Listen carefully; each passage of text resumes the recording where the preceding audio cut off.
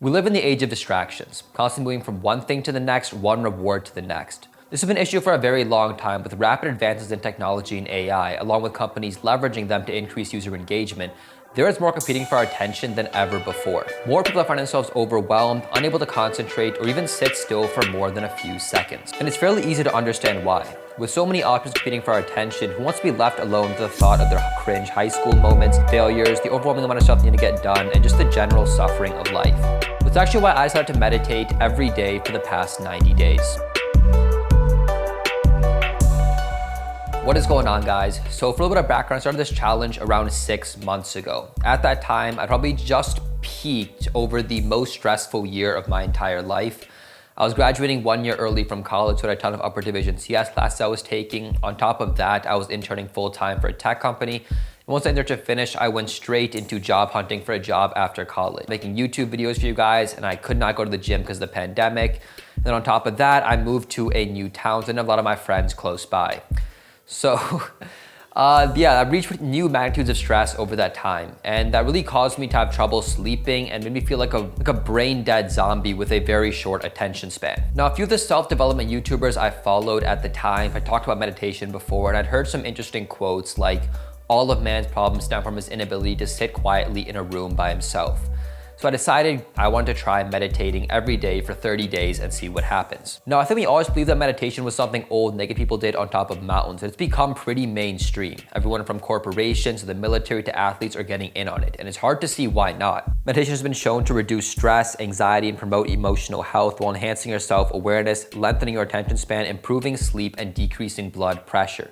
It's also been cited as a way to possibly reduce age-related memory loss, fight addictions, control pain, and somehow make you kinder. Unfortunately, at that time, I didn't fully commit to this challenge and I just was not consistent with it. I think my biggest mistake was just not setting one standard time to do it.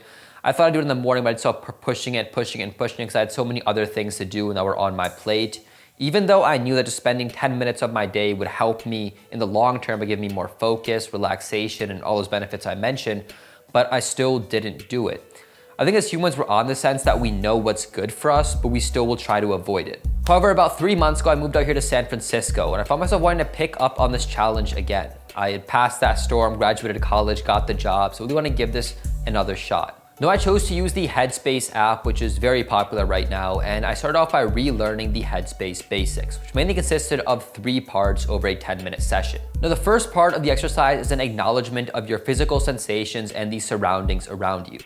What's funny is that I never noticed this before, but there's actually a pretty loud fan outside my apartment that is constantly humming. And until I sat down and meditated for the first time here, I'd never heard that fan before. You're also able to hear tiny little things like birds chirping or crickets in the distance and my neighbors next door, which is pretty cool. Now, the second part is a scan of your body from top to bottom. We're always moving around and doing something. So when you sit still for a minute or two, you'll actually realize how many aches and pains are all over your body, and not just physically either. After just sitting still for 2 minutes and scanning down, I noticed that my right frontal lobe usually throbs every single night, but every now and then it'll be my left one. And always, every day, I always have a ton of pain on my lower neck and upper back area.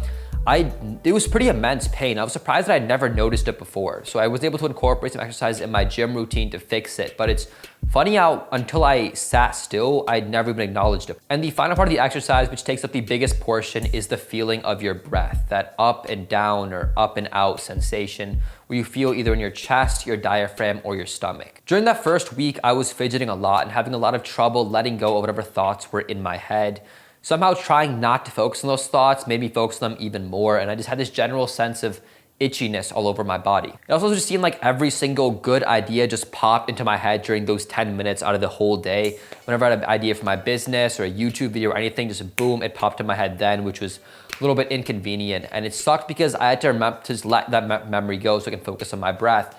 And I was worried that I would forget it, which I probably did. But after that first 30 days, I finished the basics course. I actually redid the course 3 times to make sure I did it right. And I found myself able to finally relax for a bit. I actually looked forward to meditating, especially that last part of the exercise, just focusing on my breath and not worrying about anything else in the world. It also became part of my day. I mentioned many times this channel the importance of routines and getting things to stick. I made sure to meditate every single night, 20 minutes before bed for 10 minutes. I definitely did make the mistake of going in with some big expectations. I thought this would make me happier or just delete the stresses out of my life or enter some kind of, Zen state. but there was none of that. It was just a chance for me to light up an IKEA candle that unfortunately died out, but just light that up and relax, chill out at the end of the day before bed. Then during the next month, so 60 days now, I was still not a pro at meditating. There was still days or even almost whole sessions where I'd get so distracted by something on my head, I was just completely unable to concentrate.